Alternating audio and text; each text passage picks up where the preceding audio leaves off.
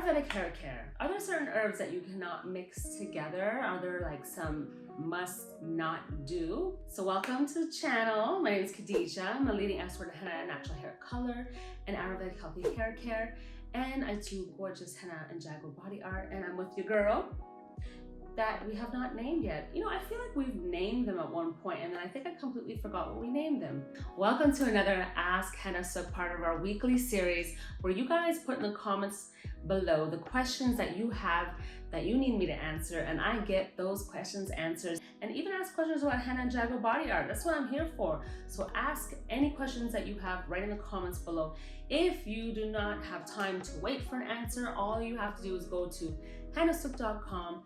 Click, there's a little icon where we have a live chat during our business hours, and you can reach one of our hair care and henna body art experts, and we can get your questions answered right on the spot. Question number one comes from Barrow Wright, and they ask, I dyed my beard using your suggestion of henna and indigo, and it turned out brilliant. Oh, I'm so happy. But I heard that putting oil on dyed beard takes the dye out quicker.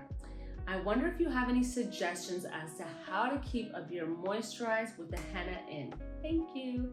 Yes, so some oils, I feel like there's certain oils that pull out henna and indigo, you know, a little bit more than others. Like coconut oil, I hear that and I've seen that as well. We have a Moroccan black oil that you will absolutely love, that is good to use on your beard and oil and moisturize and everything. Just keep it hydrated. We actually have a whole men's collection coming out that you guys are gonna go crazy for, and it smells amazing. I think you know how like we always say as women that our, you know, men that we're with or our partner in general, how they always take our stuff and they're always using it.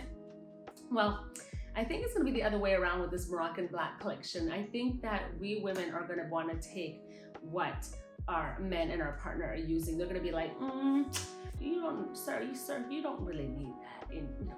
So you could definitely use that on your beard. And in general, like you might want to even try the rose water. Like just keep it hydrated and moistened and just nice, shine and define. Oh, you know what else you would really love? Oh, the finishing spray for your beard. Hello, yes.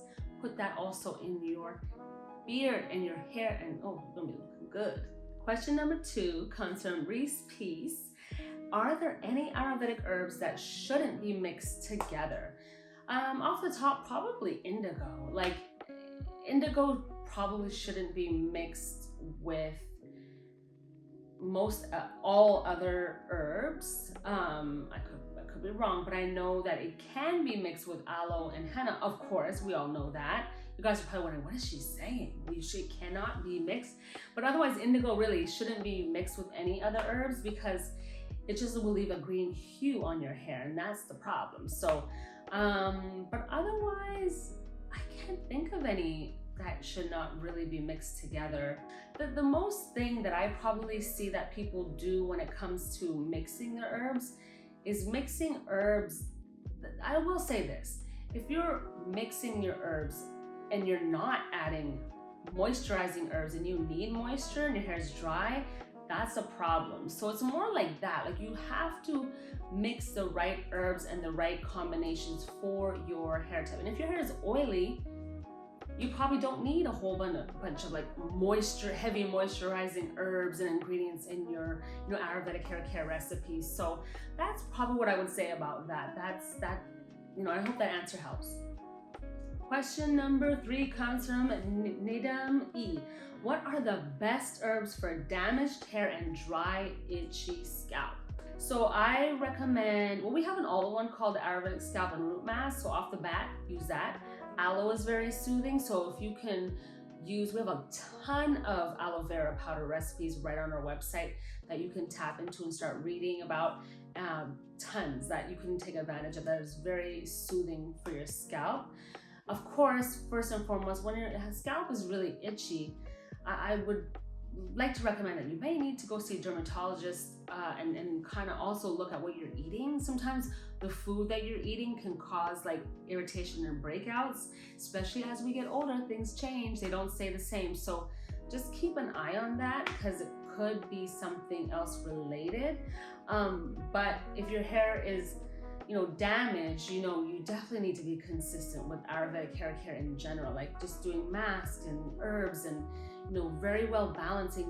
Start doing a hair regimen plan. We have a lot of hair regimen plans that you can hop on, that focus on moisture and just, like the restorative hair regimen plan that we have, that would be perfect for you if your hair is damaged. And also the Ayurvedic method to waist length hair, that one is really good for just, getting your hair where you want it to be, because it focuses on the very delicate hair strands as well. So that would be good for you. Just being consistent and using those, herbs that I recommend, the mask. And if you even type in scalp in our search bar on our website, it'll bring up everything that you'll need also that you can look at. So I hope that helps. So thank you guys for tuning in. I will see you guys next time with more of your questions that you just put in the comments below. Don't forget to put those comments down there with your questions. And don't forget, you want to hit that subscribe so you don't miss any of my dope videos. And also that bell, so that'll notify you and let you know when a new drop has happened. So I'll see you next time, guys. And come see me and call me Marilyn. Can't wait.